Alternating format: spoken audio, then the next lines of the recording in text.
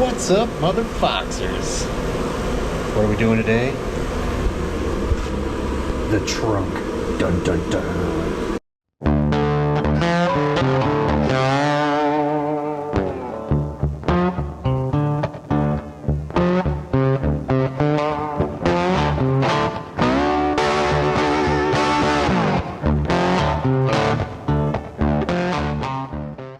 So, yeah, we gotta get this thing ready.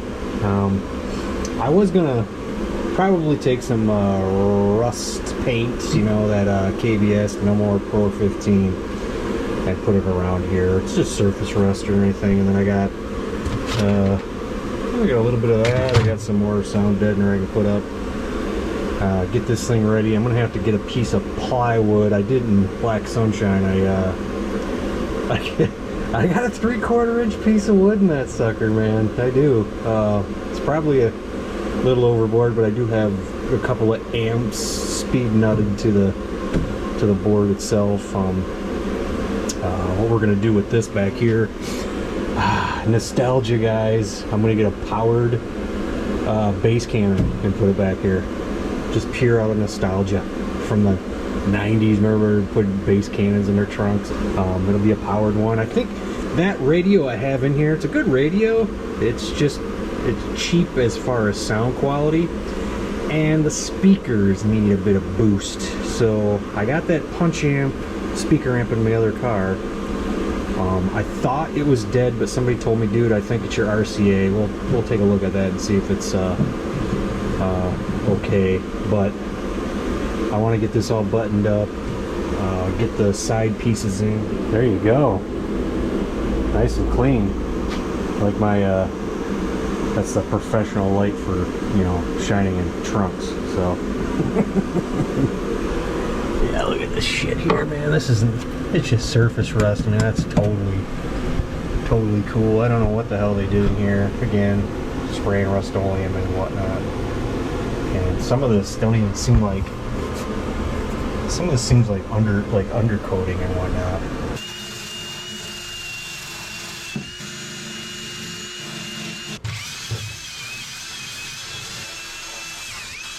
One thing I do know is whoever ordered this car from the factory, an LX Coupe 4-banger, they paid extra to have that undercoating put onto the car, because it's all up underneath the car. I mean, that's why the car doesn't have a lot of rust on it. Because every time you go under there and work underneath there, you get that crap all over you. And I didn't know they did the inside of trunks. But I don't know what the deal is over here, but there's a lot of it over here when I was doing that. I'm just roughing everything up, man, and just getting anything that's loose up, and then I'm just gonna coat it with that KBS. And what I'm talking about, guys, is here it is, right here. So this stuff supposedly has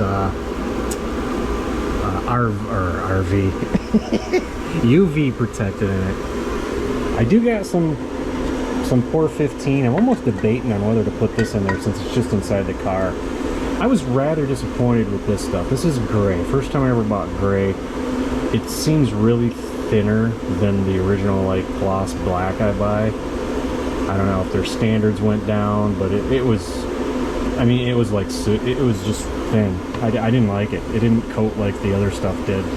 This stuff does, but the ultimate test is on top of my truck where I had rust spots. I put it on there and purposely left it and let the winter and the sun and all that just beat it up just to see what happens. I'm curious, because this stuff, you're supposed to paint over it, guys. You're supposed to paint over it, you are, but it's good to know that this stuff supposedly has it in there. But for what's going on in there, I think I might, now that I think about it, I don't want to, I need to get rid of this shit because it's garbage.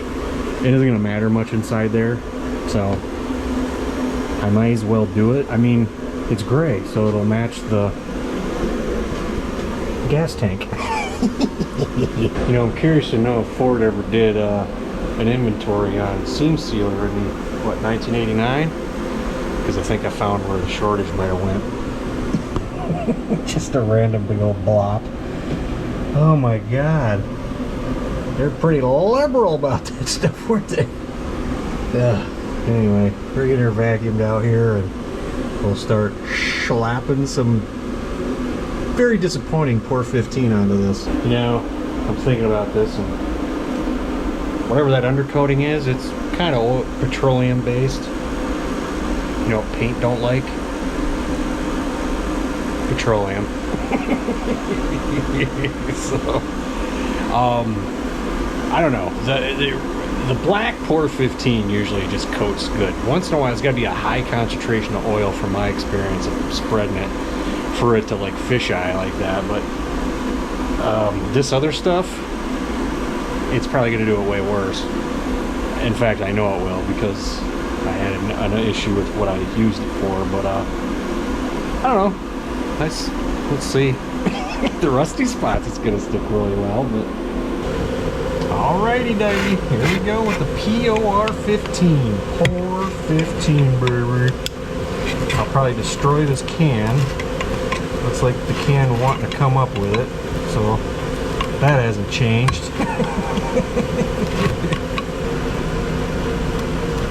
That's your Por 15, guys, right there. Probably have to put this in a mason jar. It's the best way to keep it is in a mason jar after you initially open it, because you get just a little bit of that stuff on the side of this lid, and this is what you're doing. And I only used this once, and I thought I cleaned it well. It's just like when you're using it and you think you're not. I'm like, yeah, I didn't get any on me, and then 5 minutes later you find out you did.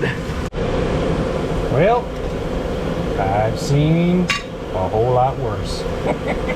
We got her. And this is what I'm talking about, guys. Here I got this stirred up a little bit here. Look at this. The black stuff, if they didn't change anything and the black stuff's still the same, the black stuff is way thicker than this. This is just a thinned out version of it, and that's why I just like, and I used it, and it felt cheap to me. It really did. It was the first disappointment I've had in this stuff, besides the fact that, you know, if it was out in the sun, it just deteriorated. And you know, they tell you that too. So the engine enamel, holy crap, that stuff is thick and beautiful. I love that stuff, man. That is some good stuff.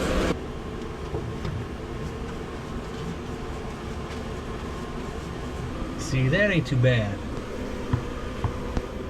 Over here, I think it's gonna be different. Let's see. See it? It's like I thought. Look at fish iron. It's because that's undercoating, man. It's got oil in it. And that's just pure surface rust there, man. That's why this stuff is just shitty shit, man. And I just want to get rid of it. If I do a couple of coats, it'll be probably fine. Alright, there you go. There's the first coat. I like how it sets the mood of the room. You see, we got some dirt in there. So I wiped this all up with acetone. Some places I wasn't, you know, as good as other places, but you know, whatever. So we'll let this dry up a bit, and we'll come out and get rid of some more of this shit. Here we are the next day after this dried. Look what it did. It looks like it acted kind of like a solvent. It kind of broke some of that undercoating loose a little bit right there, but we're getting another coat onto this. I just scuffed this up with a green Scotch-Brite, man. I only scrubbed it up for probably 3 or 4 minutes, and then just wiped it out with acetone, so you can see the difference in the second coat there. Again, it's not for prettiness, it's just for function. To stop the rust inside the car. There's nothing underneath it because it's all, like I said, undercoated. So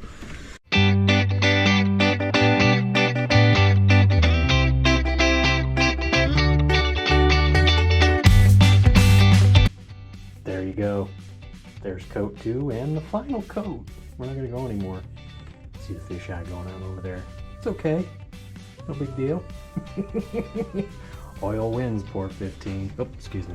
Let me do that again. Oil wins, pour 15. Truth be told, it wasn't fair. Anywho, there's that. Good enough. All the little surface rust you see anywhere, or it might have reared its head somewhere, it's gone. So we're gonna go ahead after this dries and we'll get some sound deadener. I got some left over we'll throw in here, and then have this for space. No battery, because you know, if I want to stick some junk in my trunk, I can do that. I'm not a big fan of battery in the back. I get the battery in the back, but get over yourself with the back. If your battery in the back should be in the back if the car does wheelies, just like a big fat stupid dumb tack. If your car doesn't do wheelies, batteries in the front, no big dumb stupid idiotic tack. And I'm gonna get a lot of crap for that. Look, I'm not saying don't do that to your car. I'm just saying if your car don't do wheelies, what's the point? So there you go. And you can, that's from Mustang Domination, by the way. They're the ones that came up with that clever thing. If your car doesn't do wheelies, you don't need a big stupid dumb tack. I don't think they said it like that, but I do. All right, we got this little 42 by 42. This thing is like 56 inches wide or something like that, but I don't care. This wood was sitting here, and we're just see where the shock towers are. It's a little narrow there, so that, like I said, that board's 42 by 42. We're just gonna cut it down to 38, about 10 inches, and then we're gonna scallop the sides there, and then we got a board. I got some trunk liner coming to cover it up, so.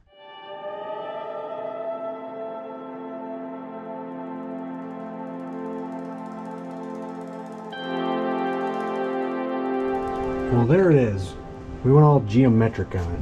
We said screw the curves. It's sitting in there. Of course, my relay is right where this needs, to go. I'm gonna have to lower that down there. Figure something else out. But the only thing I don't like about this is it's not laying flat, mainly because this wiring harness here. There's a couple screws that we put the fuel lines in. I gotta take down there, but there's a hump right here. So I think I want to do is take some of that sound deadener, maybe smoothing that out. I don't know. If you can see, there's a screw there. That's the hump I'm talking about. It's right there. Whatever. Now what you got to do is get yourself a bag of plugs for the old whore. This is one of those body plug kits I bought a long time ago. It's like that'll go into that one. To cut a little hole. I'm missing one over here before I put this stuff down. That's too big. I'm gonna show you something it's pretty funny, but glad I found it. So there you go. There's the trunk mat cover. I knew I bought this, but then I forgot exactly what it was that I bought. And I swear I did, and it got set aside up there in the attic. Mice got in there. There's a little template. I don't know, maybe I got trunk liner coming. I could probably put that on there. It'll be fine.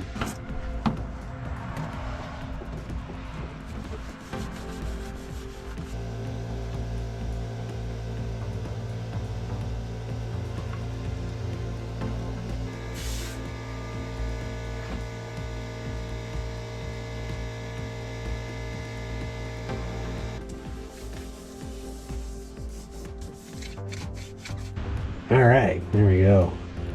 Never wanted to fully cover this up, but that's good enough. And this is Noiko. I get this off Amazon. You can buy Dynamat, but you're just paying for a name, same stuff. Except this is like 36 bucks and you get a big box of it. So, anyway, I just had to move this, put the grommet in, as you can see. And then, yeah, I got a zip tie it here.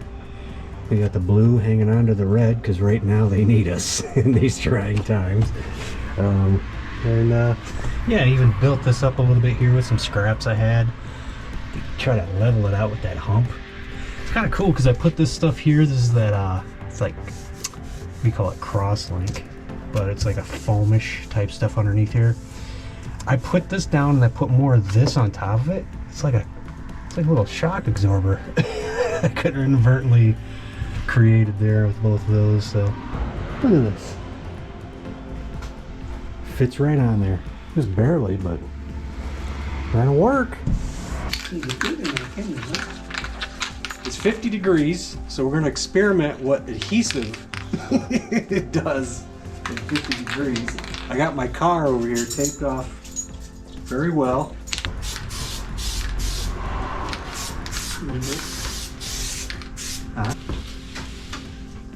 Of course, that mouse was running all over this thing, so hopefully we don't get the plague or anything. One side.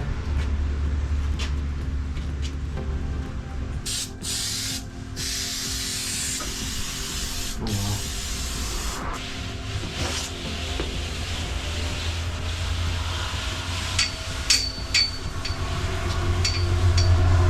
There you go. All in there. I'm just waiting for that other trunk liner to come.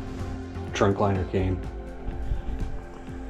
There you go. So, you know, when I ordered this stuff, there was black and there was charcoal. That's charcoal. It's not what it looked like in the picture. You can see the difference. That's charcoal. That's not charcoal, that's black. Sorry. I don't know what to tell you. But, I mean, I guess in reality, actual charcoal is black. Figure that one out. Anyway. Okay, so I could just leave this like this, you know? It's not a big deal. Matter of fact, let's put these in and just see what's going on here. I don't think they're going to cover up this area here, because I don't really want to glue this to that. So my other thought is taking the, is it the hook or the loop? Whatever the pokey side is to the to the Velcro.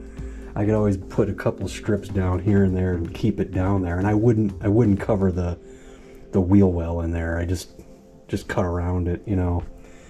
I don't know, maybe it's good like that. There you go. Looks pretty factory. I mean, there's that little fastener there. But look at this. This is what I don't understand. Look at that. It just keeps folding up in the middle there.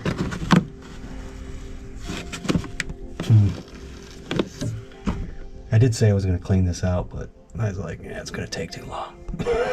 So, yeah, it looks like the absolute garbage. All right, so on this one, this is all cracked up like I was showing you.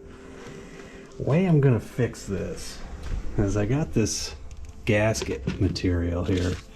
I'd like to have like an 1/8 inch piece of ABS, which would be perfect. I think we'll put this on here, get some 5-minute epoxy and some clamps. There you go. It's not what I envisioned, but it's a lot better than what it was. I'll put it up here.